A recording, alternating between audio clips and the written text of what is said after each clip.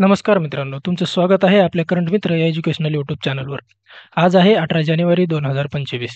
आजच्या दिवसाचे जेवढेही चालू घडामोडीचे प्रश्न आहेत, ते आपण व्हिडिओमध्ये संपूर्ण कव्हर करणार आहोत. जर तुम्हाला व्हिडिओ आवडत असेल, नक्कीच आपल्या यूट्यूब चॅनलला सबस्क्राईब करून घ्या, जेणेकरून तुम्हाला नवीन व्हिडिओचा अपडेट आल्यानंतर तो व्हिडिओ पाहता येईल. चला तर मग प्रश्न क्रमांक पहिला आहे. कोल्ड प्ले हा आंतरराष्ट्रीय कार्यक्रम कोणत्या ठिकाणी होणार आहे? त्याचं उत्तर आहे ऑप्शन क्रमांक ए, नेरूळ या ठिकाणी कोल्ड प्ले आंतरराष्ट्रीय कार्यक्रम होणार आहे.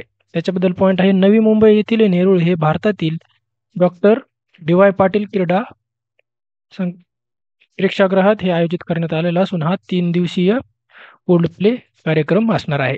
कुठे आयोजित केलेला आहे? नेरूळमध्ये, नवी मुंबई या ठिकाणी. समोरचा प्रश्न आहे प्रश्न क्रमांक 2. ऑनलाईन आर्थिक फसवणुकीची तक्रार करण्यासाठी कोणते ॲप दूरसंचार विभागाने लॉन्च केलेलं आहे? त्याचं उत्तर आहे ऑप्शन क्रमांक बी, संचार साथी हे तक्रार ॲप दूरसंचार विभागाने लॉन्च केलेला आहे. त्याच्याबद्दल महत्त्वाचे पॉईंट आहेत. संचार साथी हा मोबाईल ग्राहकांना सक्षम करण्यासाठी, त्यांची सुरक्षा मजबूत करण्यासाठी आणि सरकारच्या नागरिक केंद्रित उपक्रमांबद्दल जागरूकता वाढवण्यासाठी दूरसंचार विभागाचा हा एक नागरिक केंद्रीय उपक्रम आहे. आणि संचार साथी हे मोबाईल ॲप आणि वेब पोर्टल या वेबसाईटवरून स्वरूपात उपलब्ध करण्यात आलेले वेबसाईट काय आहे? sancharsaathi.gov.in. समोरचा आहे प्रश्न क्रमांक 3. प्रगती मैदानातील भारत मंडपममध्ये भरलेल्या भारत मोबिलिटी ग्लोबल एक्स्पोचे 2025चे उद्घाटन कोणाच्या हस्ते करण्यात आलेलं आहे? तर त्याचं उत्तर आहे ऑप्शन क्रमांक ए, नरेंद्र मोदी यांच्या हस्ते याचे उद्घाटन झालेलं आहे. त्याच्याबद्दल पॉईंट आहेत. पंतप्रधान मोदींनी 17 जानेवारी 2025 रोजी दिल्लीतील भारत मंडपम येथे भारत मोबिलिटी 2025चे उद्घाटन केलेलं असून हा 22 जानेवारीपर्यंत चालणाऱ्या या कार्यक्रमात देशभरातील आणि जगभरातील अनेक वाहन उत्पादक सहभागी होणार आहेत. भारत मोबिलिटी एक्स्पो 2025 हा 17 जानेवारी ते 22 जानेवारी दरम्यान आयोजित करण्यात आलेला आहे. या काळात देशातील आणि जगभरातील प्रमुख वाहन उत्पादक नवीन कार तसेच बाईक लॉन्च करणार आहेत. समोरचा प्रश्न क्रमांक 4. Internet and mobile association of इंडियाच्या अहवालानुसार कोणत्या भागात इंटरनेट युजर्सचे प्रमाण सर्वाधिक आहे? त्याचं उत्तर आहे ऑप्शन क्रमांक ए, ग्रामीण भागामध्ये इंटरनेट युजरचे प्रमाण सर्वाधिक आहे. समोरचा आहे प्रश्न क्रमांक 5. Internet and mobile expo association of इंडियाच्या अहवालानुसार इंटरनेट युजरच्या प्रमाणात महिलांची टक्केवारी किती असणार आहे? महिलांची टक्केवारी ही ऑप्शन क्रमांक बी, 47% ही महिलांचं प्रमाण आहे. कशामध्ये? इंटरनेट युजर्समध्ये. समोरचा प्रश्न क्रमांक आहे 6 नंबर. चीनने जिओकॉन लॉन्च सेंटर वरून कोणत्या देशाचा PRSC-E01 हा उपग्रह प्रक्षेपित केलेला आहे? कोणता? PRSC-E01. त्याचं उत्तर आहे ऑप्शन क्रमांक बी, हा उपग्रह पाकिस्तानचा चीनने कुठून लॉन्च केलेला आहे? तर जिओकॉन लॉन्च सेंटरवरून.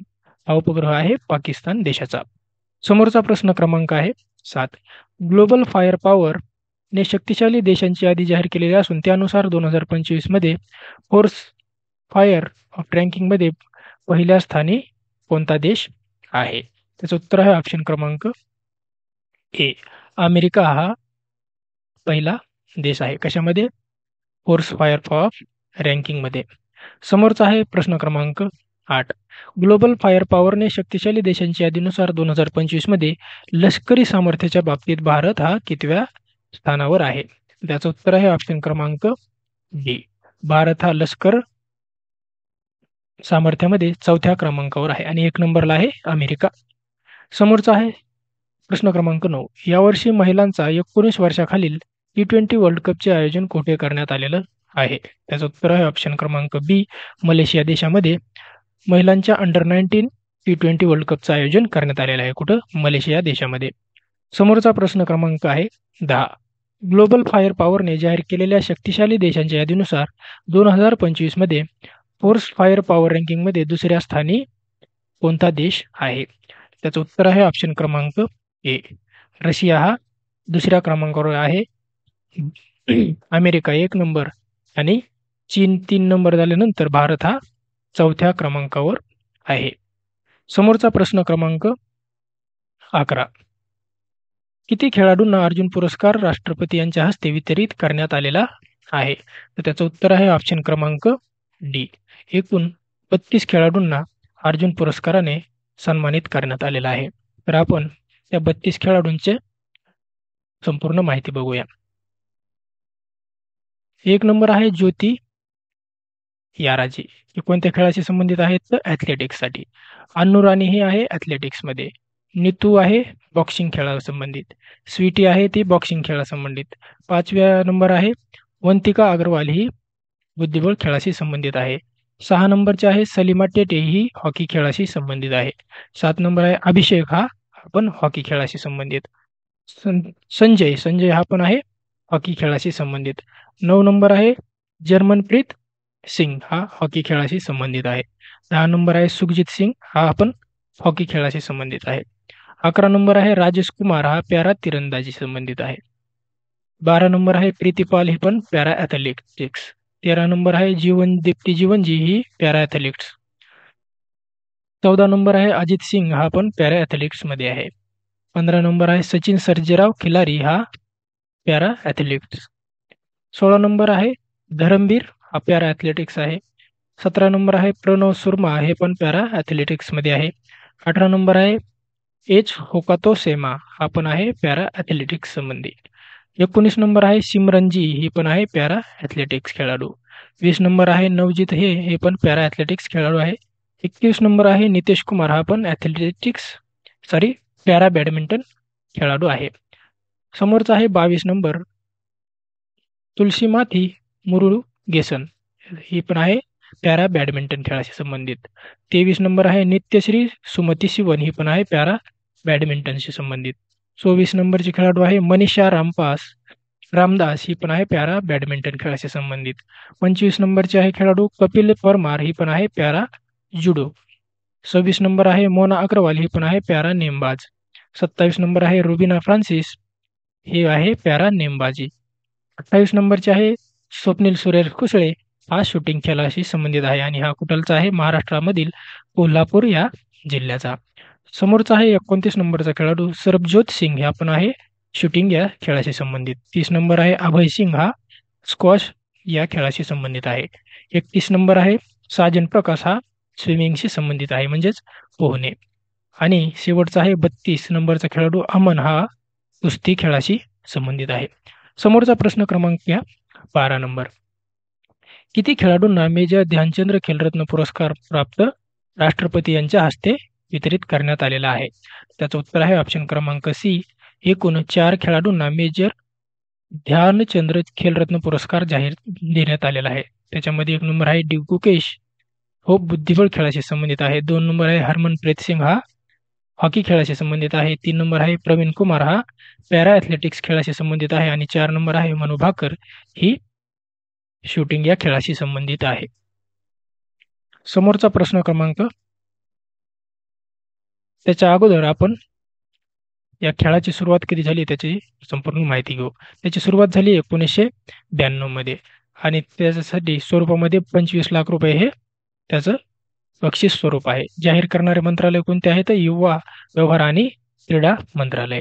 आणि त्याच्या निकषांमध्ये मेजर ध्यानचंद्र खेलरत्न पुरस्कार खेळाडूला मागील 4 वर्षाच्या कालावधीत क्रीडा क्षेत्रातील नेत्रदीपक आणि उत्कृष्ट कामगिरीसाठी हा पुरस्कार दिला जातो. पुरस्काराचे पहिले मानकरी कोण आहेत? तर विश्वनाथन आनंद. हे कोणत्या खेळाशी संबंधित आहेत? तर हे बुद्धिबळ या खेळाशी संबंधित आहे. आणि याच्यापूर्वी 2021 पूर्वी या पुरस्काराचे नाव राजीव गांधी खेलरत्न पुरस्कार हे होते. समोरचा प्रश्न क्रमांक आहे 13. भारतीय हवाई दलाने आयोजित केलेल्या डेझर्ट नाईट या सरावात आणखी कोणत्या 2 देशांनी भाग घेतलेला आहे? तर त्याचं उत्तर आहे ऑप्शन क्रमांक बी. फ्रान्स आणि UAE या 2 देशाने या डेझर्ट नाईट या सरावामध्ये भाग घेतलेला आहे. त्याच्याबद्दल पॉईंट आहेत. भारतीय हवाई दलाने IAF 23-24 जानेवारी 2024 रोजी फ्रेंच हवाई आणि अंतराळ दल म्हणजेच FASF आणि संयुक्त अरब अमिराती UAE हवाई दलासोबत डेझर्ट नाईट सरावाचा सराव केलेला होता. हा सराव अरबी समुद्रावर झालेला होता. त्याच्या पश्चिम किनाऱ्यावरच्या तळांवरून कार्यरत आणि UAE यांच्या फ्रान्स अल धक्रा एअरबेसवरून हे कार्यरत होता. या सरावाचा मुख्य फोकस काय आहे? 3 हवाई दलांमधील समन्वय आणि आंतर कार्यक्षमता सुधारणे हा या सरावाचा मुख्य उद्देश आहे. समोरचा प्रश्न क्रमांक आहे 14. बटाद्रव थान मंदिर हे कोणत्या राज्यात आहे? कोणतं? बटाद्रव थान मंदिर. त्याचं उत्तर आहे ऑप्शन क्रमांक बी. हे मंदिर आहे आसाम या राज्यामध्ये. त्याच्याबद्दल महत्त्वाचे पॉईंट आहेत. नुकत्याच घडलेल्या एका घटनेत एका भारतीय राजकारण्याला आसामच्या नागाव जिल्ह्यातील बटाद्रवस्थान या पवित्र स्थळाला भेट देण्यास मनाई करण्यात आलेली होती, म्हणून हा सध्या चर्चेतला विषय आहे. बटाद्रवस्थान, ज्याला बारडोवा स्थान म्हणूनही ओळखलं जातं, हे मंदिर संकुल आसामी वैष्णवांसाठी पूज्य संत श्रीमंत शंकरदेव यांचे जन्मस्थान म्हणून महत्त्वाचे आहे. संत श्रीमंत शंकरदेव यांनी 1494 मध्ये पहिल्या कीर्तन घराण्याची इथं स्थापना केलेली होती. समोरचा प्रश्न क्रमांक आहे 15 नंबर. उत्तर प्रदेशातील कोणत्या शहराला केंद्राचा वॉटर वॉरियर अवॉर्ड मिळालेला आहे? कोणता? Water warrior award. तर त्याचं उत्तर आहे ऑप्शन क्रमांक सी. नोएडा या शहराला वॉटर वॉरियर अवॉर्डाने सन्मानित करण्यात आलेला आहे. तो कुठं आहे? उत्तर प्रदेश या राज्यामध्ये. त्याच्याबद्दल पॉईंट घ्या. सांडपाणी प्रक्रिया आणि पुनर्वसनासाठी उत्कृष्ट प्रयत्नांसाठी केंद्रीय जल मंत्रालयाने नोएडाला वॉटर वॉरियर शहर म्हणून गौरवण्यात आलेला आहे. या शहरात एकूण 411 MLD म्हणजेच दशलक्ष लिटर प्रतिदिन क्षमतेचे 8 सांडपाणी प्रक्रिया केंद्र इथे आहेत. 260 सांडपाण्यावर प्रक्रिया केली जात असून उल्लेखनीय म्हणजे 70 ते 75 MLD सिंचन बांधकाम, अग्निशामक तलाव देखभाल आणि रस्ते शिंपडण्यासाठी पुन्हा वापरला जातो. केंद्रीय मंत्री गजेंद्र सिंग शेखावत यांच्या हस्ते दिल्लीतील हा पुरस्कार प्रदान करण्यात आलेला आहे. कुठे? नोएडा या शहराला. समोरचा प्रश्न क्रमांक आहे 16. ग्लोबल बायोडायव्हर्सिटी फ्रेमवर्क फंड म्हणजेच GBWF ची पहिली परिषद कुठे आयोजित करण्यात आलेली होती? त्याचं उत्तर आहे ऑप्शन क्रमांक ए. संयुक्त राष्ट्र USA म्हणजेच अमेरिकेमध्ये ग्लोबल बायोडायव्हर्सिटी फ्रेमवर्क फंडची पहिली परिषद पार पडलेली आहे. त्याच्याबद्दल महत्त्वाचे पॉईंट आहेत. वॉशिंग्टन DC म्हणजे युनायटेड स्टेट येथे ग्लोबल जैवविविधता फ्रेमवर्क फंड म्हणजेच GBWFच्या उद्घाटन बैठकीत 2022 मध्ये COP15 दरम्यान प्रस्तावित अंमलबजावणीसाठी मार्गदर्शक तत्त्वे निश्चित केलेली गेली.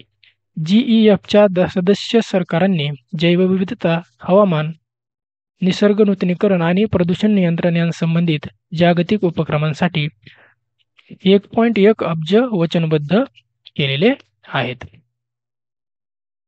तर मित्रांनो, हे होते 18 जानेवारीचे काही महत्त्वाच्या चालू घडामोडीचे प्रश्न.